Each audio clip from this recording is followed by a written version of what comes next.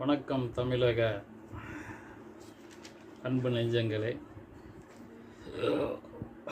தமிழக அரசியலில் குண்டு சட்டிக்குள் குதிரை ஓட்டுவது எப்படி என்று அரசியல் பலம் தின்று கொட்டை போட்டவர்கள் நாங்கள் என்று தேமுதிக எம்எல்ஏக்களை விலை கொடுத்து வாங்கி அந்த கட்சியையும் கட்சியின் தலைவரையும் சின்னாபின்னமாக்கி நடுத்தெருவில் நிற்கவிட்டதற்கு என்ன பெயர் என்று தெரியாத அதே கட்சியின் பொதுச் செயலாளருக்கு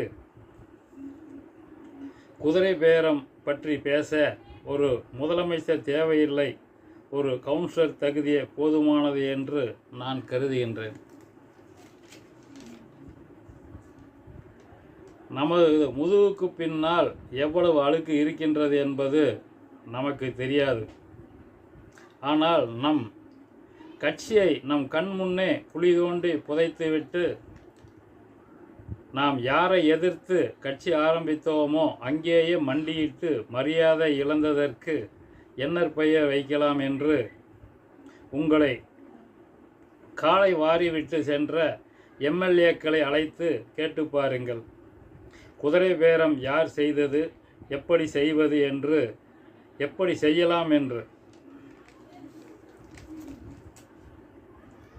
எலும்பில்லாத நாக்கை மனிதனுக்கு ஏன் படைத்தான் என்று ஒரு சில அரசியல்வாதிகள்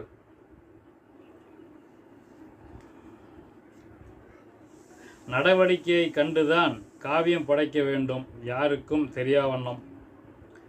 பணம் பலரை படுகொலியில் தள்ளி விடுகின்றது, குணம் சிலரை பதவியில் அமர்த்தி விடுகின்றது. குறுகிய வட்டத்திற்குள் நின்று கழிவுநீர் குட்டையில் மீன் பிடித்ததால் தான் இந்த மானமிகு வீரத்தமிழன் கேப்டன் விஜயகாந்தின் கட்சிக்கும் கொள்கைக்கும் மாபெரும் இழுக்கும் தோல்வியும் ஏற்படுத்தி கொடுத்து விட்டீர்கள். உங்கள் தொலைநோக்கு பார்வையின் குறைபாடு காரணமாகத்தான் அந்த உத்தமர் கேப்டனின் புத்திரர்கள் இருவரும் அமைச்சர் பதவியை இழந்தது கண்டு உங்களுக்கு ஓட்டு போடாத எனக்கே கோபமும் வலியும் வேதனையும் கட்டுக்கடங்காமல் இருக்கும் பொழுது அடுத்த பொன்முனைச்செம்மல் என்று போற்றப்பட்ட அநேக மக்களின் அன்பை பெற்ற மானமிகு புரட்சி கலைஞர் கேப்டனின் அன்பை பெற்ற தொண்டர்களின்